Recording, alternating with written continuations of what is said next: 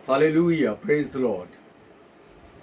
प्रभु परमेश्वर पिता के सामर्थ्य नाम में मैं आप सबों का फिर से एक और बार खास तौर से मेरे प्रिय एबंडेंट लाइफ असेंबलीज की सात बंगले की कलीसिया के तमाम सदस्यों का मैं दिल से स्वागत करता हूँ। Hallelujah, praise the Lord. हम फिर एक और बार हम कलाम हैं और परमेश्वर के वचन से देखेंगे कि आज परमेश्वर मुझसे और आपसे क्या कहना मांगता है। आमीन, हालेलुया। आज का जो वचन है मेरे प्रियो वो हमें मिलता है मरकुस रचित सुसमाचार उसका 4 अध्याय और उसके 35वें वचन से।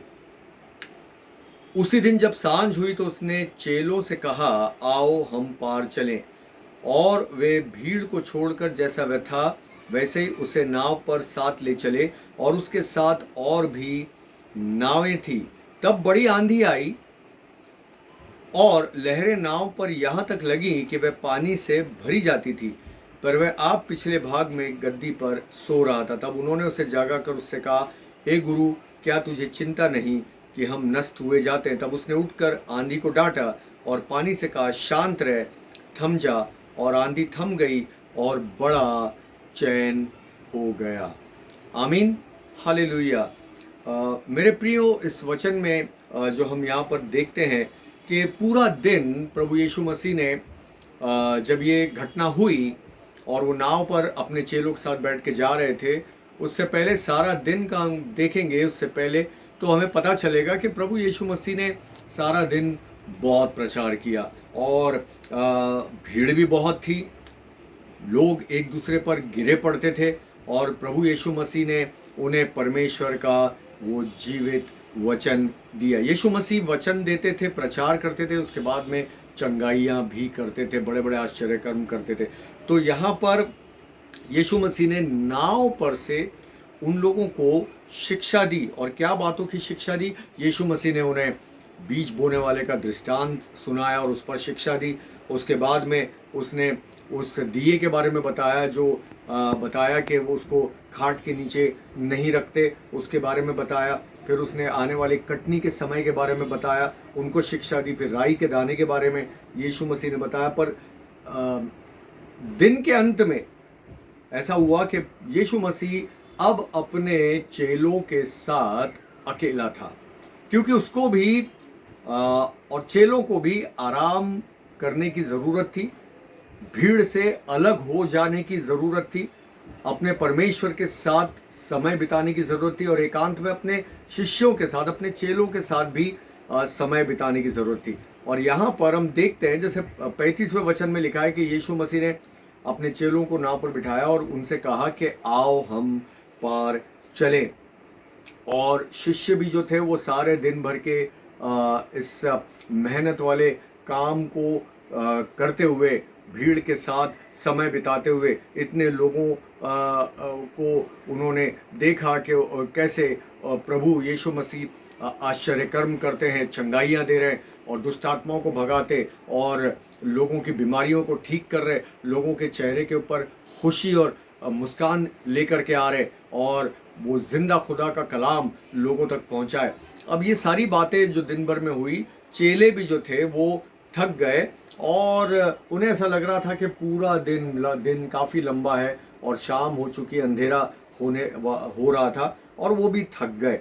और उनके भी जो है ऐसी इच्छा उनके भी हो रही होगी कि उन्हें भी आराम करने की ज़रूरत है। और यहाँ पर हो सकता है कि वो थोड़े से आराम तलब जैसे हो गए होंगे और यीशु मसीह ने फिर उनसे कहा, नहीं, आओ हम पार चले।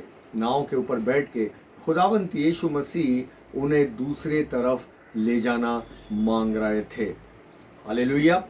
वो इसलिए क्योंकि खुदावंत यीशु मसीह को पता था कि दूसरी तरफ क्या है। भाई और बहनों, मेरे और आपकी ज़िंदगी में भी जब हम आराम तलब हो जाते हैं और हमें ऐसा लगता है कि अब तो बहुत काम कर लिया, अब तो बहुत थक गए, अब तो कुछ और करने की ज़रूरत नहीं है, वहाँ पर परमेश्वर का ये वचन भी शायद हमारे पास आ सकता है और वो खुदा का कलाम हमसे ये कहना मांगता है कि आओ हम पार चले, क्योंकि उस पार में कोई ऐसा है जो कि हमारी ज़रूरत का मुंतज़िर है, जो कि हमारे ज़रूरत का हमारा इंतज़ार कर रहा है। भाई और बहनों, ये बात यहाँ पर सच देखने को मिल रही है।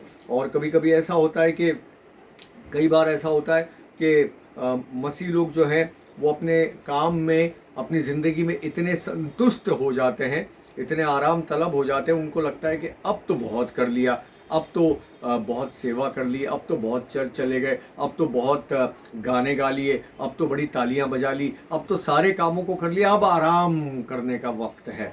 लेकिन यीशु मसीह ने अपने चेलों से यही कहा, आओ हम पार चलें।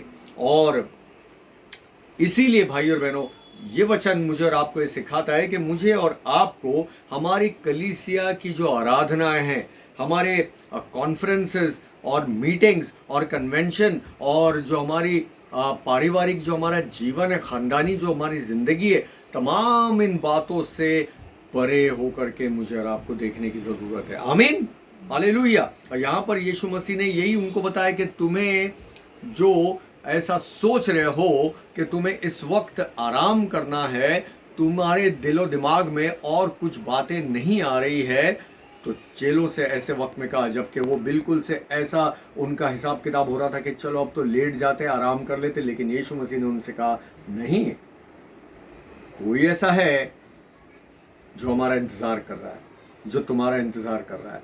आओ हम पार चले। काम अभी पूरा नहीं हुआ, काम अभी पूरा नहीं हुआ, सेवकाई अभी पूरी नहीं हुई, भजन अभी पूरे नहीं हुए, गीत अभी पूरे नहीं हुए, और हम आराम नहीं कर सकते, हमें जाना पड़ेगा। और यहाँ पर मैं और आप यही देखते हैं कि हमारी ज़िंदगी में मुझे और आपको, भाई और बहनों, जब तक खुदा ने मुझे और आपको ज़िंदगी दी है, थकना नहीं है, बैठना नहीं है।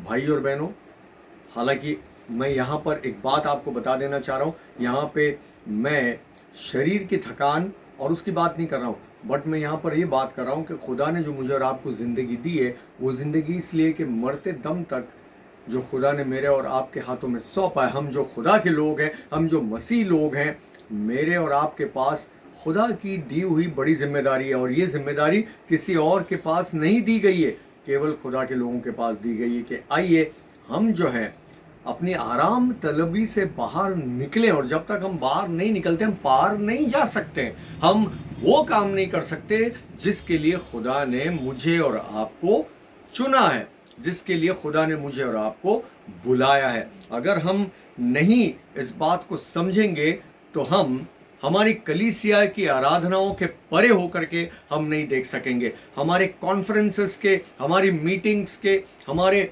कॉटेज प्रेयर मीटिंग्स के और हमारे तमाम इन बातों को लेकर के कन्वेंशंस हो गए। कई बार ऐसा होता है कि कई मसीह लोग इन सब बातों में इतने मशगूल हो जाना चाहते हैं, उनको इतना बड़ा मज़ा आता है कि ये सब कर लिया मतलब खुदा की खिदमत कर ली। लेकिन ऐसा नहीं है। यीशु मसीह ने अपने शिष्यों को यही बताया। मसीह जीवन, भाई और बहनों, एक संघर्ष वाला जीवन है।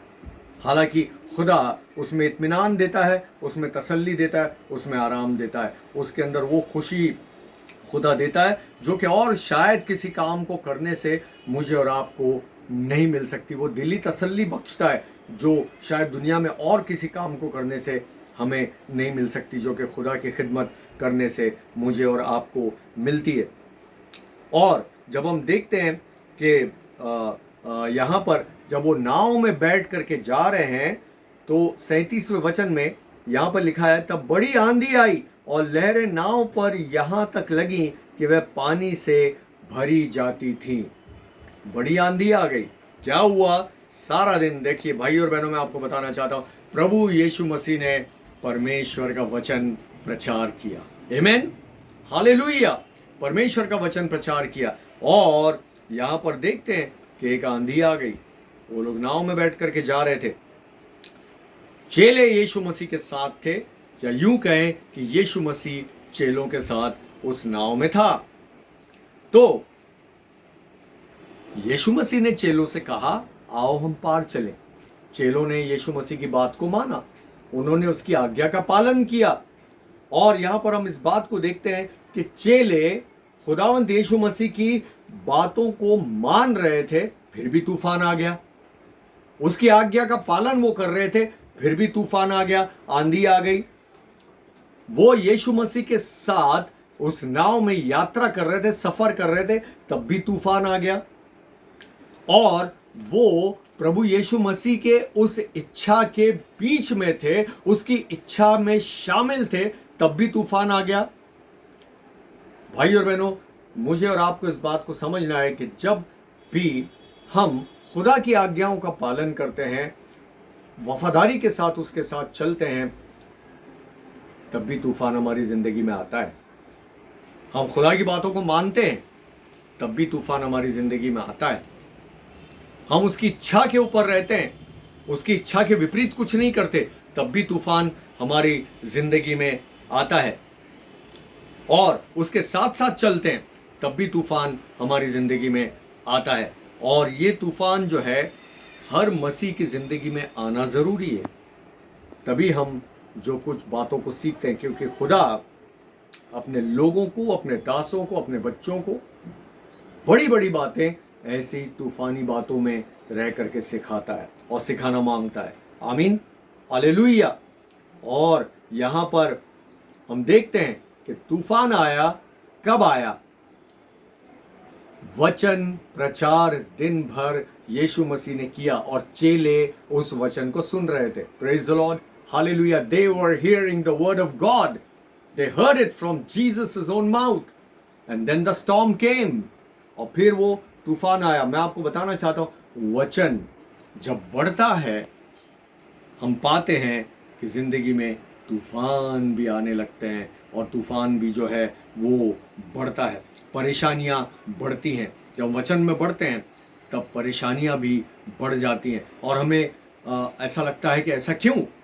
हमने अपनी ज़िंदगी में चर्च में जाना शुरू किया, हमने खुदावन के लिए गीत गाना शुरू किया, हम खुदावन के लिए ज़िंदगी को जीना शुरू किया, हमने उसके वचन को ऊपर ध्यान और मनन करना शुरू किया और हम सारी चीज़ें जो है वो करने लगे। फिर भी ये तूफान, फिर भी ये संघर्ष, फिर भी ये परेशानी, फिर भी ये तकलीफ, फिर भी ये बीमारी, ये कैसे कैसे आ गई। भाई और बहनों, आपको मैं बताना चाहता हूँ, हमारा विश्वास जो है उसके ऊपर हमला होता है और हमारा विश्वास जो है वो ऐसा लगता है कि उस विश्वास के ऊपर थपेड़े पड़े, हमारे तंदुरुस्ती पर वो थपेड़े पड़ते हैं, हमारे धन के ऊपर वो थपेड़े पड़ते हैं, हमारे सुकून, हमारे इत्मीनान पर वो थपेड़े पड़ते हैं, हमारे सामाजिक जीवन के ऊपर वो थपेड़े पड़ते हैं, हमारी भावनाओं के ऊपर, हमारे जज्बात के ऊपर वो थपेड़े पड़ते हैं। भाई और बहनों, कभी कभी तो ऐसा होता है कि कलीसिया वो हमले का